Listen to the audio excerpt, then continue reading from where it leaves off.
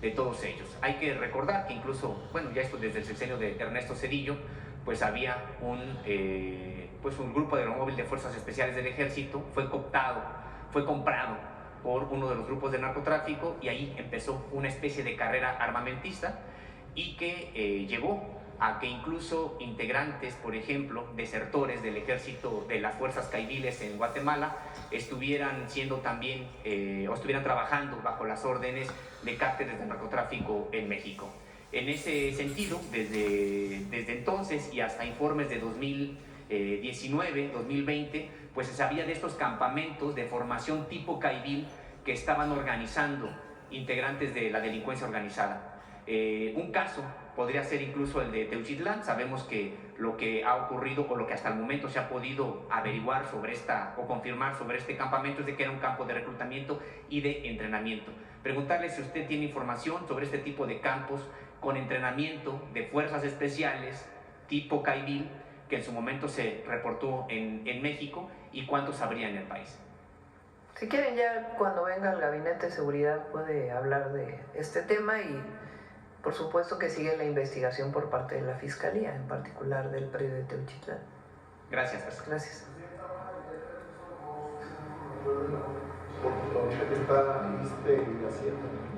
Sí. A ver, vamos acá y ya son 9:14, así que... Gracias, presidente. Buen día, Dalila Escobar de Proceso. La revista este mes publica el caso de un abuso sexual en contra de 2 menores en el estado de Hidalgo, en medio de un proceso que han mencionado el entorno de las víctimas que llevan el caso, que ellos señalan que está empantanado por tener uno de los presuntos involucrados, tener relación como operador político y contratista del gobierno, de Julio Menchaca. Este caso sucedió hace 3 años. Algunos de los responsables que se señalan 2 niñas que fueron las víctimas del abuso serían Arturo Williams Trejo Leal y Berta Eva Medina Hernández, tíos de las menores, y quienes fueron detenidos en marzo de 2023 pero liberados 7 días después, cuando una jueza local determinó no vincularlos a proceso. En las declaraciones de las menores también se menciona a otras personas, entre ellos a una diputada local, y bueno, pues este caso se había presentado también ya aquí en la conferencia. Quisiera preguntarle cuál es el seguimiento, el avance que se tiene en torno a este asunto, si se ha informado respecto de estas creo que personas. atendí personalmente en una gira, sí, estaba viendo Citlali, se lo encargué, y si nos das de todas maneras para checar si es el mismo caso, pero siempre apoyar pues a víctimas, y no debe venir no creo pues que venga del gobernador, es un hombre muy sensible y no va a proteger, pues, nunca él fue presidente del tribunal, no va a proteger a una persona que por alguna razón trabaja en el gobierno frente a un abuso. Entonces hay que revisar el caso. Gracias, presidenta. También en otro tema, hace más de un año Nuevo Necaxa, de acuerdo con lo que se publica también en la revista, en un inmueble del Sindicato Mexicano de Electricistas, se ha detectado que hay, como tal se señala incluso por propios testimonios de la zona, que existen granjas de minado de criptomonedas, cuya operación pues requiere de enormes cantidades de energía, lo cual obtienen de manera irregular de distintos postes de la Comisión Federal de Electricidad. De hecho, también se ha hablado de un operativo que se dio hace unas semanas por parte de las Fuerzas Armadas y también de la Guardia Nacional, en donde pues pudieron desactivar estas tomas clandestinas de energía, pero sin que hubiera detenidos o sin asegurar el inmueble. Algunos de los pobladores de esta zona, hay varias zonas en esta entidad, en Puebla, han dicho que han detectado que en otros inmuebles, no necesariamente solo en ese, hay este tipo de cuestiones irregulares. Preguntarle qué información se obtuvo de este operativo respecto de esta situación, sobre todo porque pues ellos, la CFE también informó a la revista que presentó una denuncia ante la Fiscalía General de la República. Conocer el detalle de la misma, pues sería por aprovechamiento o uso ilícito de energía eléctrica, pero también esto, pues además del robo de energía, estaría implicando cuestiones complicadas cuando se está utilizando un inmueble que es para cuestiones sindicales, para una presunta actividad ilícita. Si tienen información al respecto, si la CFE ha hablado de esta denuncia o qué hacer en torno sobre todo al aseguramiento de lugares para evitar que se siga con ese tipo de actividades. Sí, Muchísimos cateos ahora anunciaron cuando hay actividades o presuntas actividades delictivas en un inmueble. Hoy en el Gabinete de Seguridad se hicieron varios cateos el fin de semana por parte de la Fiscalía General y hay que ver este caso, de qué se trata. Sí, para saber sobre todo si hay otras sedes del propio SME que pudieran estar utilizados, no Pues nada más. Hay que ver porque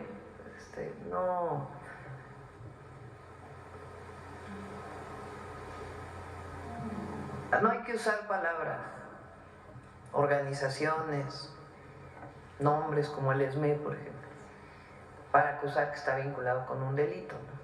Hay que revisar en particular. Claro, porque mencionan en algún punto que estaría siendo, que en alguna situación pues se pudo haber rentado, pero aún así lo que mencionan también es que instalaciones Pues hay que revisar el caso no antes de decir que el SME quién sabe qué cosa. Claro, Presidenta, en último caso, de acuerdo también con una entrevista que dio el exgobernador Mario Villanueva, exgobernador de Quintana Roo, a la revista, él habla de todo el proceso que le ha tocado vivir. Sin embargo, hay un punto que llama la atención, entre otros que también en algún momento mencionó brevemente.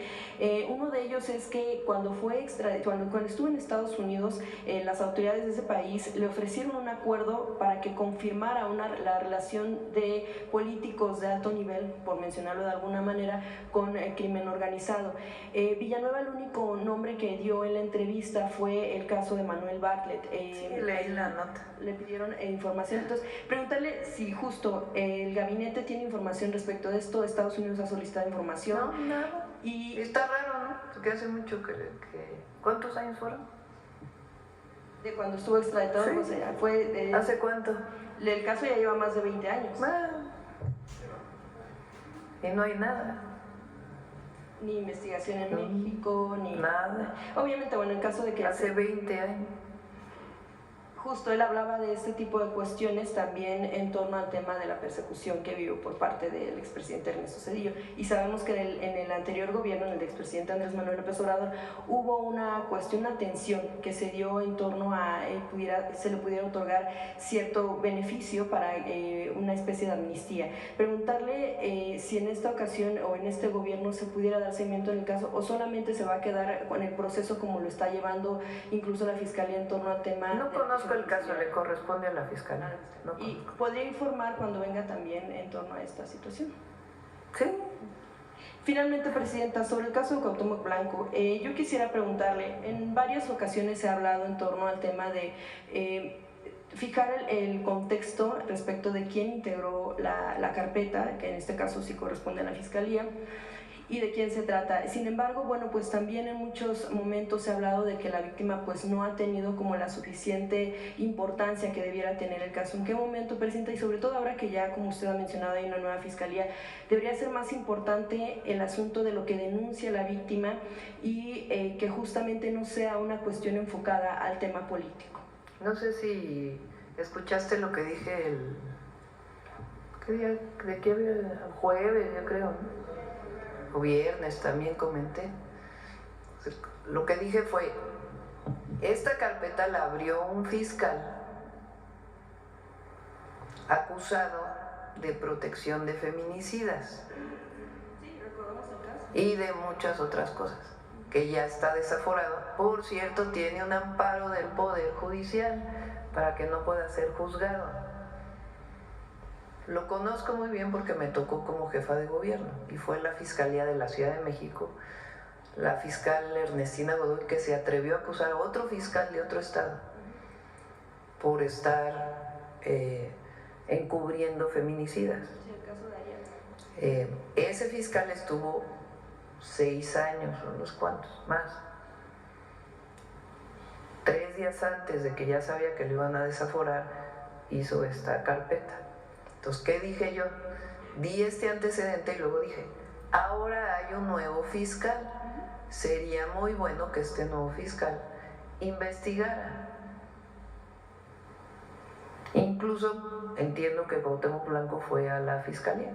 Entonces ahora pues está el nuevo fiscal de Morelos investigando el caso. Sí, precisamente. Pero fue justamente, o sea, lo que estás comentando fue justamente lo que dije. Sí.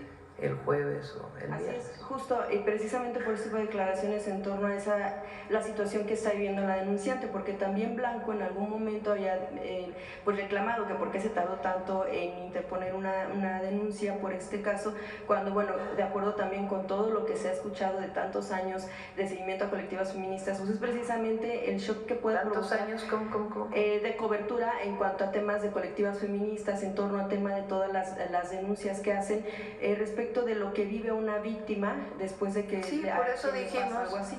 que el fiscal investigue y tiene que hablar con la víctima, tiene que ver cómo se integró la carpeta. Entonces ya no es el otro fiscal, que era un delincuente, la verdad, o es un delincuente, nada más que está amparado, sino el nuevo fiscal que fue electo ahora por el Congreso, quien tiene en sus manos esta investigación y tiene pues que hablar con la víctima y cómo se hace una investigación en este caso. Gracias, presidente. Gracias. Bueno, ya cerramos. Vamos con Humanismo Mexicano.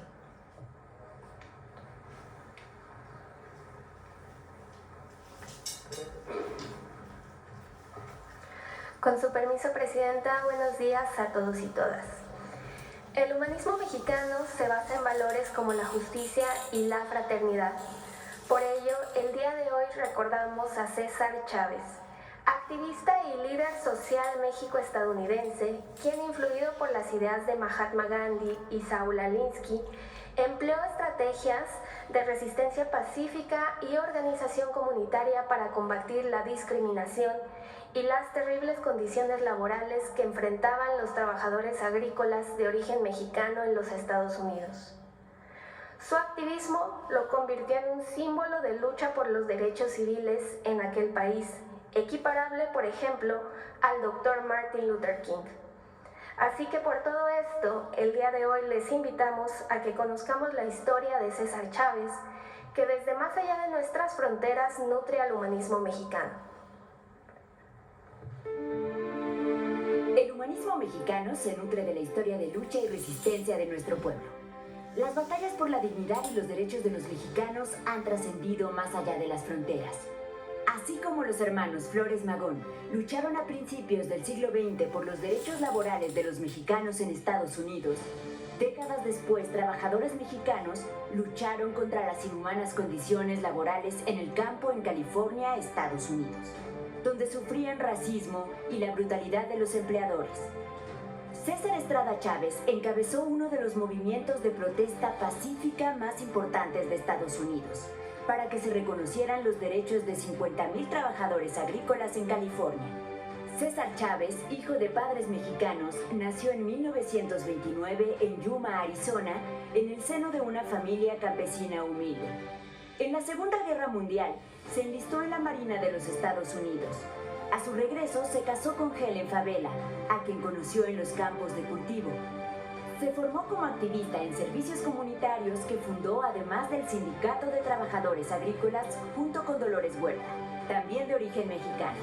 Por años organizaron huelgas, marchas y boicots para mejorar la situación de los jornaleros agrícolas. El boicot a la uva californiana en 1965 duró 5 años y se volvió internacional. La huelga de la ensalada en 1970 fue una forma de protesta desde el hogar para solidarizarse con la lucha de los jornaleros que cosechaban los alimentos de las familias estadounidenses. Y en 1966 organizó una gran marcha de 500 kilómetros de Delano a Sacramento, California, con la Virgen de Guadalupe al frente, banderas mexicanas y de Estados Unidos y música de banda. En la lucha de los jornaleros fueron fundamentales las mujeres, esposas, hijas y abuelas. Muchas de ellas fueron a la cárcel y fueron reprimidas. La marcha trascendió a nivel internacional y permitió que se firmaran los primeros contratos sindicales en el campo.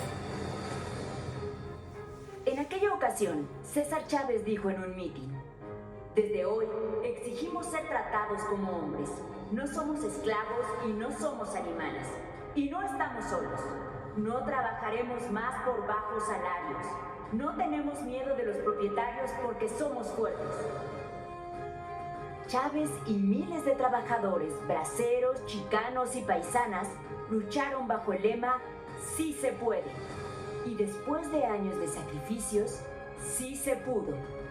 En 1975 se promulga en Estados Unidos la Ley de Relaciones Agrícolas que garantiza los derechos laborales y sindicales de los trabajadores agrícolas. La lucha pacífica y decidida de César Chávez se volvió un ejemplo en ambos lados de la frontera, como él mismo escribió. En la búsqueda del cambio social estoy convencido de que la no violencia es el camino moral y táctico para llegar a ello. En particular cuando quienes detentan el poder recurren a palos, gases lacrimógenos y armas. Su lucha es comparada con la gesta de Martin Luther King. Por eso en Estados Unidos, el 31 de marzo es el Día Nacional de César Chávez. Hoy lo recordamos junto con todos los jornaleros del campo, la mayoría migrantes, que han defendido el respeto a sus derechos humanos y su dignidad.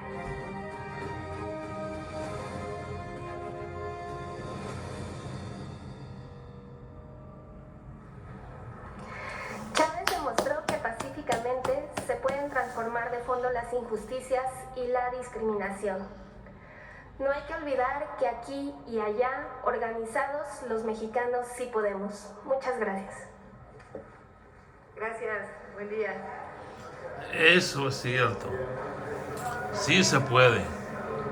Vamos a firmar, Venancio. Es cierto la firma. La firma, no, fírmelo enfrente. Que se vea. Se ve, se siente, el pueblo está presente.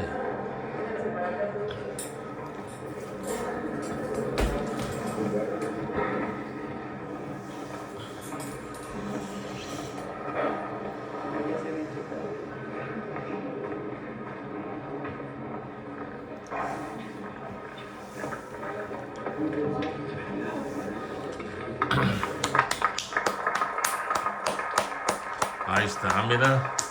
Claro que sí se puede, presidenta. Y feliz día a todos los familiares y a todos los que trabajan en el campo por el día de César Chávez. Gran ejemplo nacional.